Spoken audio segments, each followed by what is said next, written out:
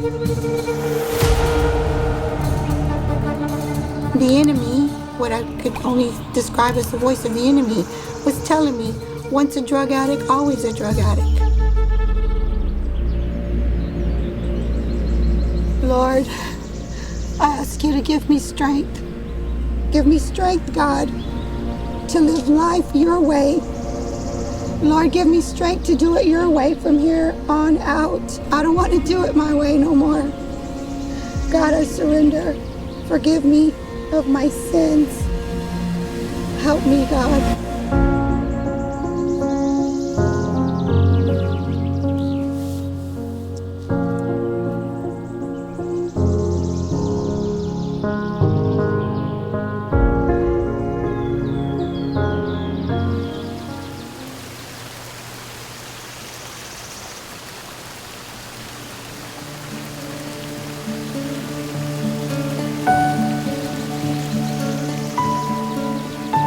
My name is Veronica Gonzales. I live in Orange, Texas. I am currently a day spa owner. I've been in Orange, Texas since 2011. So I work here as a massage therapist, day spa owner, also a professional athlete. I do personal training. I have a ministry as well, and I'm a Christian counselor, and I work with prison inmates in my local area.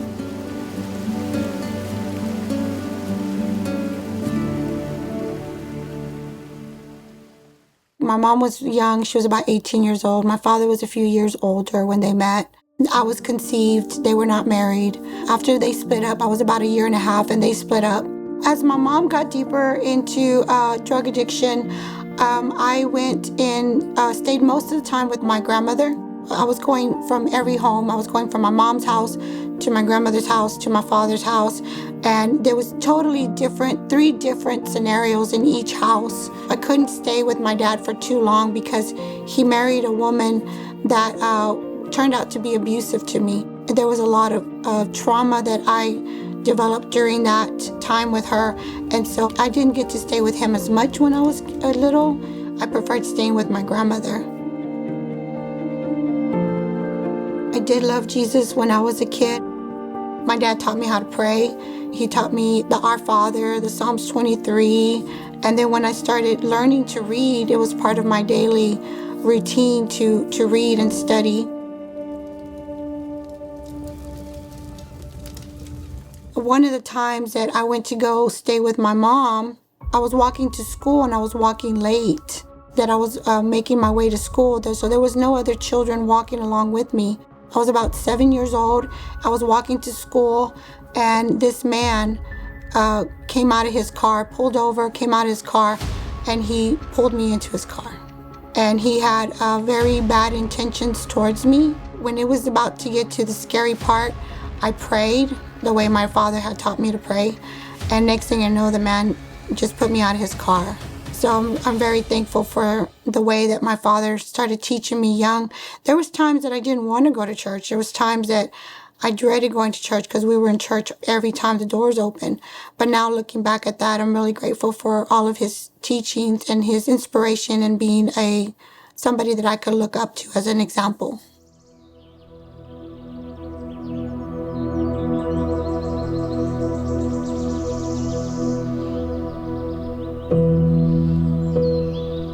There was times that I did have to go and stay with my father, which I loved being with my father. It was just his wife at that time that was really hard for me. I would go stay with him, but at that time they went to the Pentecostal religion, so it was super strict with the dress code and the hair code, and very restrictive for a young girl and adolescents. They wound up getting a divorce. When they got a divorce, I decided I didn't want anything to do with the church. And I told my dad to take me to my mom's. And so I went to stay with my mom. And then that's when I started to fall away from everything that he taught me, fall away from the church. I was about 11 years old. My dad went and dropped me off, and we were living at the time in some of the roughest areas of Houston. And and my mom was still involved in drug addiction, and I didn't have any supervision. So I began to just run around and do things that a 11-year-old girl didn't have any business doing.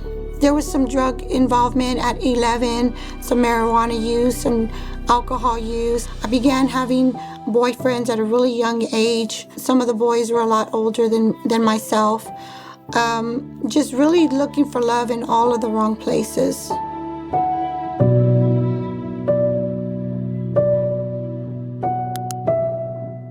There was also another time that I got, again, taken by force by a boyfriend that I had broken up with.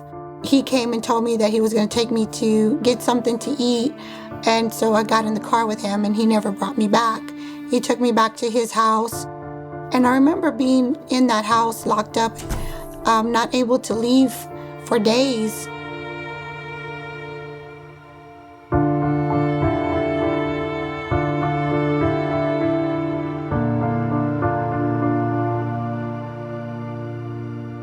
And then finally a day came where my mom came knocking on the window or on the door, and he said, "Be quiet, don't say anything." And for a moment there, I wasn't going to say anything, but then I felt like this is my only chance.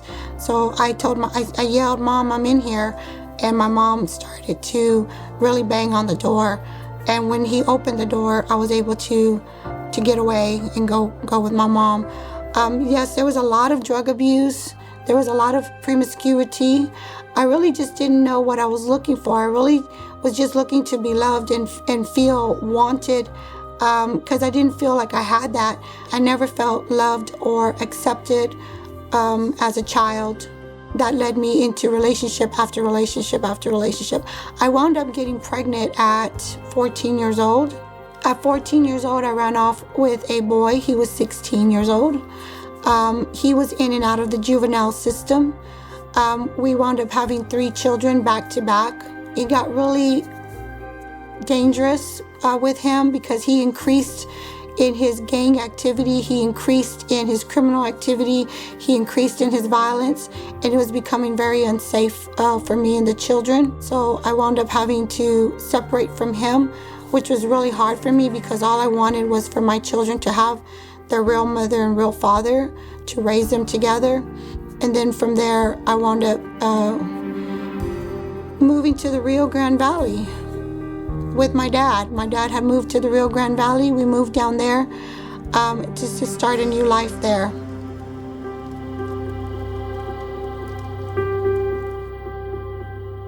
So when I moved there, my father had kind of a home. He and his new wife, they had a home that they would help women and young girls that were in a need of a place to stay. And I felt kind of envious that he was helping these people and that I had felt alone and abandoned. But it was just a perception because when I had to leave my previous relationship, when I had to leave their father, I wound up having to go to a homeless shelter.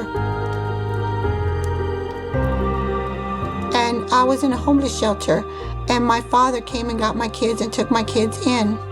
I saved money, and then I came back to join him and my children. He had my children, and he had them well taken care of.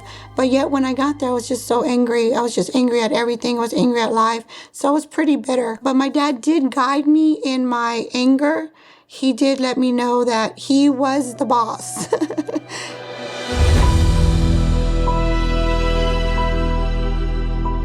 So while I was there in the valley, I met somebody. I was about 20, 21 years old, in my early 20s. And we formed a relationship, and then we wound up moving in together. We wound up getting married afterwards. But before we got married, I started getting involved with drugs, deeper into drugs. So I started using cocaine. He thought that it would be a good idea to sell cocaine because we frequented the bars quite often, and everybody was looking for cocaine, and he thought it would be an easy way to make money. It went from selling small amounts to people that were looking for it. We wound up being led into drug trafficking. I believe I was in my mid to late 20s as I began to just fall deeper and deeper into drug addiction, and I couldn't stop no matter how hard I tried. My husband was very controlling. I begged to go to rehab and he would not let me go. I wound up feeling that suicide was a better option than what I was currently living. And I would wake up crying simply because I woke up. I didn't want to wake up. I would wake up in fear. I would wake up not knowing what the day was going to bring, what it was going to be like. And one of these times where I was contemplating suicide, I believe that the Lord just kind of gave me an image of my children going through different stages of their life without me. When I saw that image, I said, no, I have to fight. I have to fight for my life. I have to fight for my children. But I didn't know what to do, so I just continued going down that same cycle.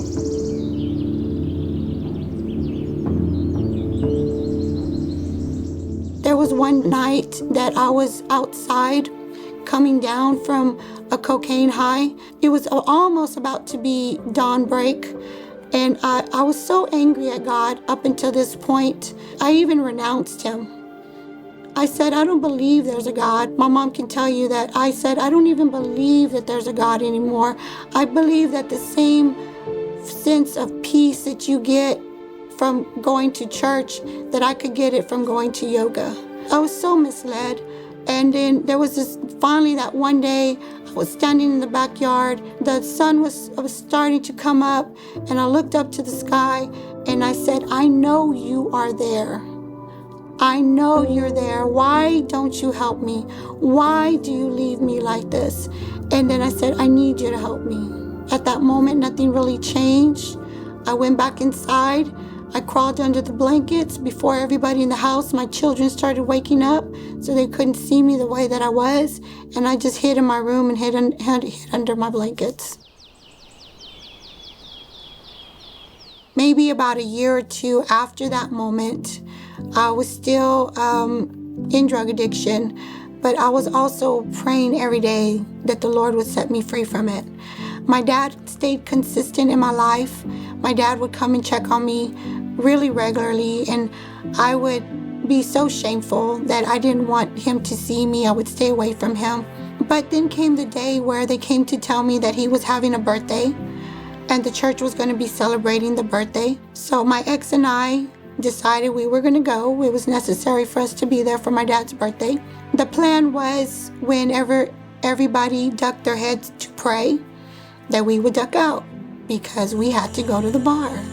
When that time came, everybody bowed their heads to pray. My ex began to nudge me that this was our moment to leave, but I just had something come over me that I wanted to pray. So I said, oh, hold on just a moment, I want to pray. I looked at my father. I was so proud of him, and I said, God, I want to make my father proud of me. And then I looked up to the ceiling and I said, God, I want to make you proud of me. And I couldn't help it but to cry as I said that. And as I cried, I felt like this oil was being poured out over me. The addiction that I had struggled with every day, the torment of that addiction that I struggled with every day, instantly broke off of me in that moment. I was on fire for the Lord. I was so happy. I dove into prayer. I dove into my Bible. I started attending church. My husband didn't have a conversion. I had changed and he didn't want to change. My husband decided that he didn't want to be in the marriage anymore. And I left from the Rio Grande Valley and I came out here to Orange, Texas.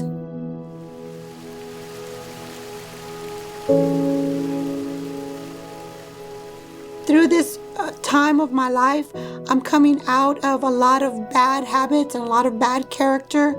And coming here, I had nobody to lean on. I had nobody to depend on. I was single now, and I had to learn how to take care of myself and my children by myself. And the only one that I had was God and prayers and my faith in Him. So just asking Him to lead me and to guide me every step of the way.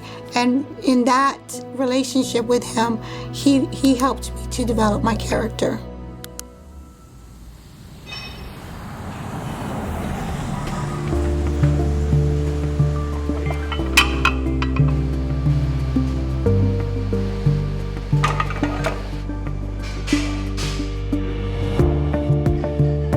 As I came out here to Orange, leaving that lifestyle, leaving that routine of drugs, I had to find something else to replace that with. And that's when I believe that the Lord led me to health and fitness, which led to bodybuilding. It gave me that ability to grow in confidence in who I was, and to help my self-esteem levels come up, because up until this point I had no self-esteem, I had no value, no worth. And so this is how I came into health and bodybuilding.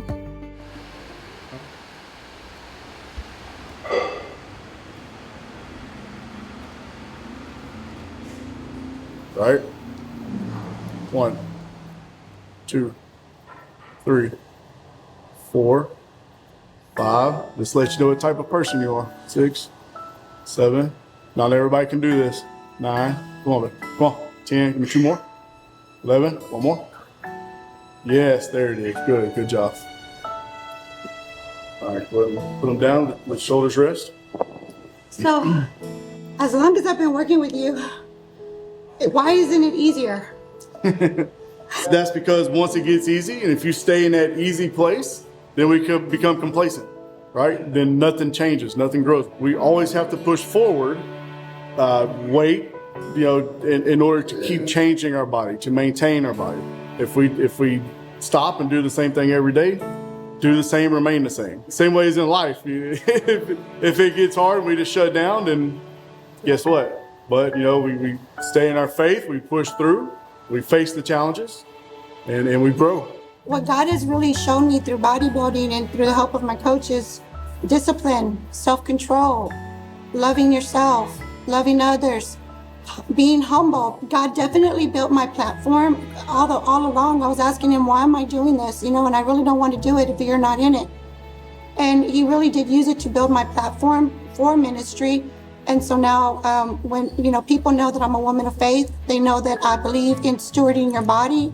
Your body is your temple. We have to nourish it. It's the only body that the Lord gives us to live in. And not only that, but a lot of people of faith are hindered because they give into obesity or they give into food addictions. And so they're not able to fulfill the task that the Lord has ordained for them from the beginning of time. And He really impressed that on my heart. And I'm really thankful for my coach because, I didn't have any confidence in myself, but I believed in what he saw in me.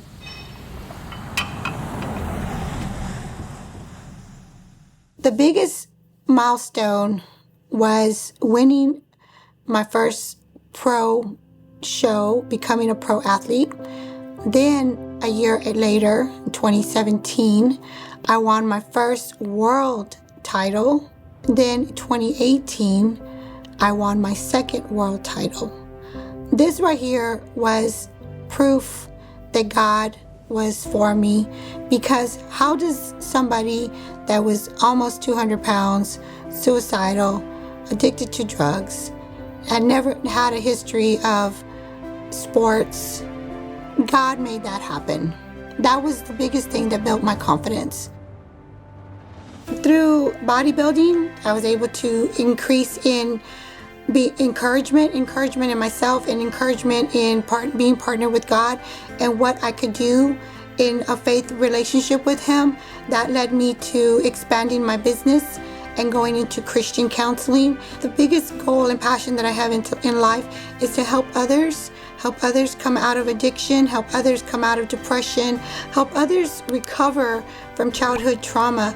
My biggest prayer to the Lord was, God, you have to use me. If anything at all, Lord, please don't let everything that I've gone through be for nothing. Don't let it be in vain. You have to use me. And He's answered that prayer by given me a community of people that I get to encourage, and I get to take them through steps of coming to their healing, to their place of healing through a relationship with God. From there, I received an invitation to join a prison ministry. I've never thought I would be in prison ministry. It never crossed my mind. But going in there, we run the inmates or the prisoners through a 14-week program where they are doing a self-discovery on their own emotions and their emotional trauma and what led them to a life of criminal activity and what led them to where they are today and how to break their cycle. It's been tremendous because I can see the changes in them week by week. And those that graduate, they have such a beam of hope and light in them because they graduated it. When I had my conversion and I came back to Christ in 2016, I knew that as a Christian believer that I would have to forgive my mom. So up until 2020, we did not have a relationship. I didn't have a mom. I felt like my whole life growing up, I did not have a mom. I was truly able to forgive her from the inside, deep down inside. I now all of a sudden have my mom. And she's been my biggest supporter. She's been my biggest encourager. She's been my biggest prayer warrior. And we have a relationship today that we never had before.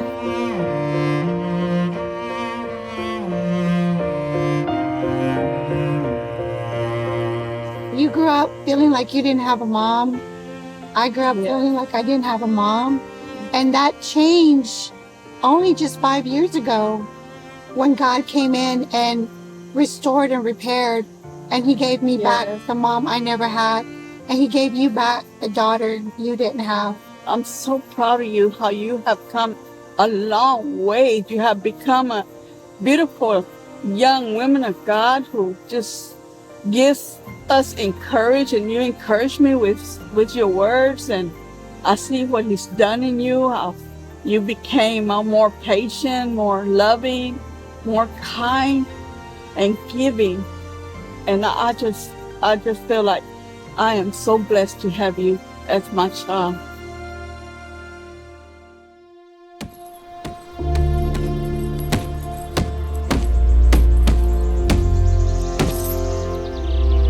Listen up. Listen up, devil. You don't know who you're messing with. Do you know who my dad is? Elohim, Jesus, Jesus, Jesus. Thank you, God. Thank you for saving me. Thank you for giving me another chance at life. Thank you, God, for what you've done. I can't thank you enough. Thank you for saving my family. Thank you for saving me. So my life has just been so full of peace and so full of joy. I wake up every day now just so thankful to have the home that I have, to have the friends that I have.